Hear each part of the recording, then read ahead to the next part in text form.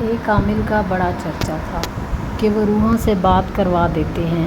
ایک بچہ جو اپنی ہوشیاری کی وجہ سے محلے میں بڑا مشہور تھا، ان عامل کے پاس پہنچا اور نذرانہ پیش کرنے کے بعد کہا، میں اپنے دادا کی روح سے بات کرنا چاہتا ہوں۔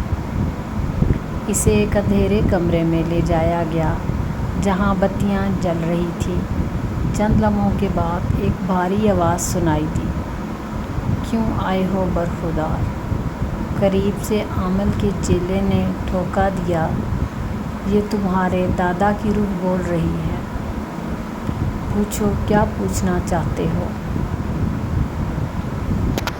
دادا جان، بچے نے سر کھجاتے ہوئے کہا، مجھے آپ سے صرف یہ پوچھنا ہے کہ آپ کی روح یہاں کیا کر رہی ہے، جبکہ آپ کا تو انتقال بھی ابھی نہیں ہوا۔